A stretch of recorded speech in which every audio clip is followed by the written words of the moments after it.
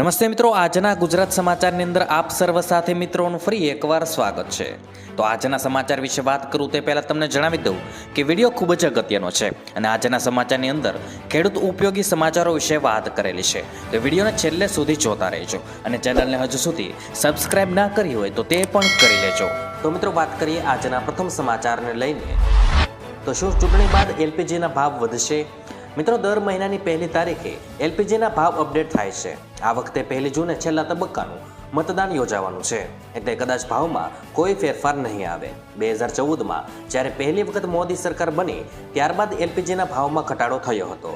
જોકે 2019માં ભાજપ સરકાર આવી ત્યારથી લઈને અત્યાર સુધીમાં એલપીજીના ભાવમાં વધારો થયો છે. એટલે હવે જોવું રહ્યું છે કે ચૂંટણીના પરિણામ બાદ એલપીજીના ભાવમાં શું ફેર પડે છે.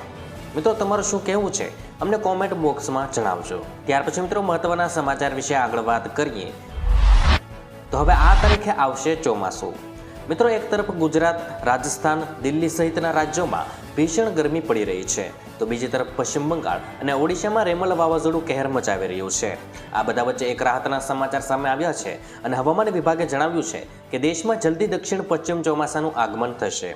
દક્ષિણ પશ્ચિમ મોન્સૂન અંદમાન નિકોબાર પહોંચી ગયું છે અને 31 મે સુધીમાં કેરળ પહોંચી જશે અને 10 અને 11 જૂન સુધીમાં મુંબઈમાં આગમન થઈ જશે.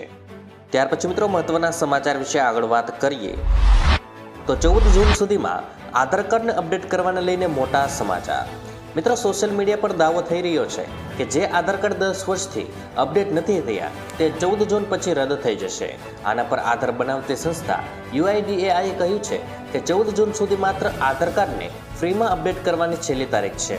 આ પછી જૂનું આધાર કાર્ડ નકામું નહીં થાય, પરંતુ આ તારીખ પછી મફતમાં આધાર અપડેટ નહીં થાય. મિત્રો, આવામાં ઓનલાઈન અથવા નજીકના આધાર કેન્દ્ર પર જઈ આધાર અપડેટ કરાવી દો. ત્યાર પછી મિત્રો મહત્વના સમાચાર વિશે આગળ વાત કરીએ. તો દર મહિને બેંક ખાતામાં 8,500 રૂપિયા આપવામાં આવશે. મિત્રો, કોંગ્રેસ નેતા રાહુલ ગાંધીએ ફરીથી મહિલાઓના ખાતામાં નાણાં આપવાનો વાયદો કર્યો છે. લોકસભા ચૂંટણીના અંતિમ તબક્કામાં હિમાચલ પ્રદેશની એક રેલીમાં રાહુલ ગાંધીએ કહ્યું હતું કે અમારી સરકાર આવશે એટલે પહેલા ગરીબોની યાદી બનાવવામાં આવશે અને પછી દરેક પરિવારની એક મહિલાના ખાતામાં 5મી જુલાઈ 8,000 રૂપિયા ટ્રાન્સફર કરવામાં આવશે. પછી આ દર મહિને પૈસા આવતા રહેશે. ત્યાર પછી મિત્રો મહત્વના સમાચાર વિશે આગળ વાત કરીએ. તો રેમલ વાવાઝોડું અહીં ત્રાટક્યું.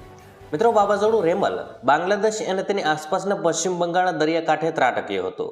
દરિયાકાંઠાના વિસ્તારોમાં મહત્તમ 110 અને 120 કિમી પ્રતિ કલાકની ઝડપે પવન ફૂંકાયો હતો. NDRFની 14 ટીમો પશ્ચિમ બંગાળમાં બચાવ અને રાહતના કામગીરીમાં મદદ માટે તૈનાત છે અને દરિયાકાંઠાના વિસ્તારોમાંથી લગભગ 1.10 લાખ લોકોને સલામત સ્થળે ખસેડાયા છે. ત્યાર પછી મિત્રો મહત્વના સમાચાર વિશે આગળ વાત કરીએ. તો ગાજવીજ સાથે ગુજરાતમાં વરસાદની આગાહી. મિત્રો, અંબાલાલ પટેલે આગાહી કરતા જણાવ્યું છે કે 27 થી 30 મે વચ્ચે આહવા, ડાંગ, વલસાડ સહિત દક્ષિણ ગુજરાતના ભાગોમાં ગાજવીજ સાથે વરસાદ પડવાનો છે. દક્ષિણ સૌરાષ્ટ્ર, જામનગર સહિત સૌરાષ્ટ્રના ભાગોમાં રોહિણી નક્ષત્રનો વરસાદ પડશે અને 8 થી 14 જૂન વચ્ચે અરબ સાગરમાં હલચલ સાથે ચક્રાવત સર્જાવાની શક્યતા છે. ત્યાર પછી મિત્રો મહત્વના સમાચાર વિશે આગળ વાત કરીએ. તો ચોમાસું થોડા વધુ ભાગોમાં આગળ વધ્યું. મિત્રો, દક્ષિણ પશ્ચિમ ચોમાસું 26 મેના રોજ દક્ષિણ પશ્ચિમ બંગાળની ખાડી, મધ્ય બંગાળની ખાડી અને ઉત્તર પૂર્વીય બંગાળની ખાડીમાં કેટલાક વધુ ભાગોમાં આગળ વધ્યું હતું. ત્યાર પછી મિત્રો મહત્વના સમાચાર વિશે આગળ વાત કરીએ. તો પશુપાલકોને તબેલો બનાવવા 12 લાખની સહાય. મિત્રો, ખેડૂતો અને પશુપાલકો માટે સરકાર દ્વારા અનેક યોજનાઓ અમલી કરવામાં આવે છે, જેના માધ્યમ દ્વારા તેમને આર્થિક સહાય આપીને તેમને સહાય પૂરી પાડવામાં આવતી હોય છે. સરકાર દ્વારા હાલમાં ખેડૂતોને પોતાના ઘરે પશુઓનો તબેલો બનાવવા માટે લોન આપવામાં આવે છે. સરકાર દ્વારા ખેડૂતોને આ માટે રૂપિયા 12 લાખ સુધીની આર્થિક સહાય આપવામાં આવે છે, જેથી ખેડૂતોના પશુપાલનમાં વિકાસ થાય અને તેમનું જીવન ઉજ્જવળ બને. આ યોજના ગુજરાત રાજ્ય સરકાર દ્વારા તમામ પશુપાલકો અને તેની સાથે સંકળાયેલા વ્યવસાય કરનારને આપવામાં આવે છે. મિત્રો, મહત્વના સમાચાર વિશે આગળ વાત કરીએ. તો પાક ધિરાણ લોનને લઈને સૌથી મોટા સમાચાર. મિત્રો, ગુજરાતના દરેક ખેડૂતો માટે પાક ધિરાણ લોન લઈને મહત્વના સમાચાર સામે આવ્યા છે. ખેડૂતોએ લીધેલી લોનની નવાજૂની કરવા ખેડૂતો પાસેથી કેશ પેમેન્ટ માંગવાની બદલે ડાયરેક્ટ બેંકમાંથી ઓટો રિન્યુ કરવી આપવામાં આવે તેવી માંગ ખેડૂતો દ્વારા કરવામાં આવી છે. ખેડૂતોને બેંકના લોનના પૈસા ભરવા માટે બહારથી વ્યાજવા પૈસા લાવીને વ્યાજના પૈસા ભરવા પડે છે, જેથી ખેડૂતોને ઓટો રિન્યુ સુવિધા આપીને ખેડૂતોને થોડી રાહત આપવામાં આવે તેવી માંગ ખેડૂતો કરી રહ્યા છે. જોકે મિત્રો વારંવાર પાક ધિરાણ લોન અને દેવા માફીને લઈને સમાચારો સામે આવતા હોય છે, તો પણ ખેડૂતોના દેવા અને પાક ધિરાણમાં રાહત આપવામાં આવતી નથી. ત્યાર પછી મિત્રો મહત્વના સમાચાર વિશે આગળ વાત કરીએ તો ભૂપેન્દ્ર પટેલની મોટી જાહેરાત. મિત્રો, રાજકોટના ગેમ ઝોનમાં થયેલા અગ્નિકાંડ બાદ રાજ્યના મુખ્યમંત્રી ભૂપેન્દ્ર પટેલે મોટી જાહેરાત કરી છે. તેમણે સોશિયલ મીડિયા પર પોસ્ટ કરીને મૃતકો અને ઇજાગ્રસ્ત પ્રત્યે સંવેદના વ્યક્ત કરી હતી. સાથે મૃતકોના પરિવારજનોને 4 લાખ અને ઇજાગ્રસ્તોને 50,000ની સહાયની જાહેરાત કરી છે. આ સાથે જ ઘટનાની તપાસ માટે એસઆઈટીની રચના કરવાની જાહેરાત કરી છે. તેમણે કહ્યું છે કે કોઈપણ પ્રકારની લાપરવાહી સાખી લેવામાં નહીં આવે. ત્યાર પછી મિત્રો મહત્વના સમાચાર વિશે આગળ વાત કરીએ તો તાડપત્રી ખરીદવા માટે ખેડૂતોને સહાય. મિત્રો, ગુજરાત સરકાર ખેડૂતોને સહાય કરવા માટે અનેક યોજનાઓ ચલાવે છે, જેમાં તાડપત્રી યોજના પણ એક છે. આ યોજનાનો મુખ્ય હેતુ ખેડૂતોના પાક ઉત્પાદન વધારવા માટે તાડપત્રી અને અન્ય જરૂરી સાધનો ખરીદવા માટે નાણાકીય સહાય પૂરી પાડવાનો છે. રાજ્યમાં નાના, સીમાંત અને મોટા ખેડૂતોને આર્થિક મદદરૂપ મળી રહે તે અત્યંત જરૂરી છે. ખેડૂતોને પોતાના પાક ઉત્પાદનમાં વિવિધ સાધનોની જરૂર હોય છે, જેમાં પાકને થ્રેશરમાં પ્રક્રિયા દરમિયાન તથા અન્ય કામો માટે તાડપત્રીની જરૂર રહે છે. તેમજ પાકના ઢગલા તૈયાર હોય અને તેમને ઢાંકવા માટે પણ તાડપત્રીની જરૂર પડતી હોય છે, જેથી ખેડૂતોને તાડપત્રીની ખરીદીમાં સીધી સહાય મળે તે જરૂરી છે. આવા વિશેષ ઉદ્દેશ્ય સાથે તાડપત્રી યોજનાનો લાભ આપવામાં આવી રહ્યો છે. અનુસૂચિત જનજાતિના ખેડૂતો માટે તાડપત્રીની ખરીદ કિંમતના 75% અથવા તો 1,875 બેમાંથી જે ઓછો હોય તે મળવાપાત્ર થશે. ખાતા દીઠ વધુમાં વધુ 2 નંગ મળવાપાત્ર થશે અને સામાન્ય ખેડૂતોને તાડપત્રીની ખરીદ કિંમતના 50% અથવા તો 1,250 રૂપિયા બેમાંથી જે ઓછો હોય તે મળવાપાત્ર થશે. ત્યાર પછી મિત્રો મહત્વના સમાચાર વિશે આગળ વાત કરીએ તો તેલંગાણામાં ગુટખા અને પાન પર પ્રતિબંધ. મિત્રો, તેલંગાણા સરકારે રાજ્યમાં ગુટખા અને પાન મસાલાનું ઉત્પાદન, સંગ્રહ, વિતરણ અને પરિવહન અને વેચાણ પર સંપૂર્ણ પ્રતિબંધ મૂક્યો છે. સરકારનું માનવું છે કે આ પ્રતિબંધથી તમાકુથી થતા મૃત્યુ અને રોગમાં ઘટાડો થશે. આ પ્રતિબંધ 1 વર્ષ માટે લાગુ રહેવાનો છે. તમને જણાવી દઈએ કે ગુટખા અને પાન મસાલામાં તમાકુ અને નિકોટિન હોય છે, જે શરીર માટે ખૂબ જ ખતરનાક છે. ત્યાર પછી મિત્રો આગળ વાત કરીએ તો ભારતીય હવામાન વિભાગે ચોમાસાને લઈને મોટી ચેતવણી જારી કરી છે.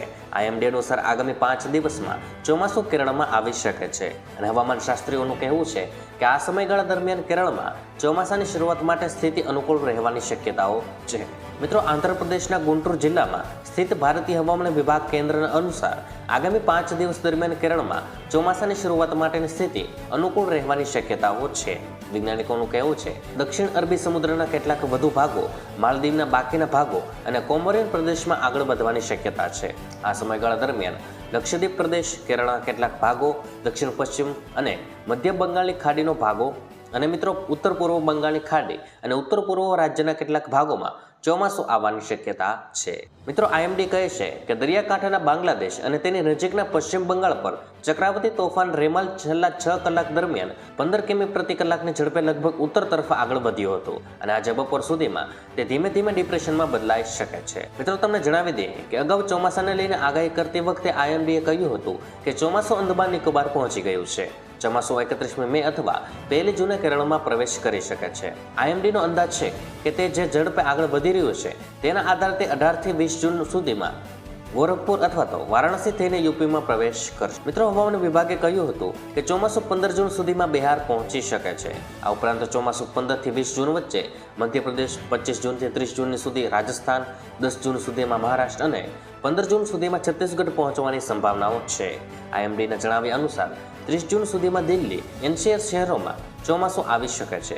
આ રાજ્યમાં પણ આ વખતે ચોમાસા દરમિયાન છેલ્લા કેટલાક વર્ષો કરતાં વધુ વરસાદ થવાની ધારણા છે. મિત્રો, ચક્રાવત રેમલે રવિવારે મોડી રાત્રે 135 કિલોમીટર પ્રતિ કલાકની ઝડપે બાંગ્લાદેશ અને પશ્ચિમ બંગાળ વચ્ચે લેન્ડફોલ કર્યું હતું. રેમલને કારણે અનેક મકાનો ધરાશાયી થયા હતા. ચક્રાવતી તોફાન રેમલને કારણે કોલકાતામાં 15 સેમી વરસાદ થયો છે અને શહેરોમાં વધુ વરસાદ ચાલુ છે અને કેટલાક વિસ્તારોમાં વૃક્ષો ધરાશાયી થયા હતા અને બારાનગરમાં એક ફેક્ટરીની ચીમની રસ્તા પર પડી હતી, જેના કારણે અનેક વાહનોનું નુકસાન થયું હતું.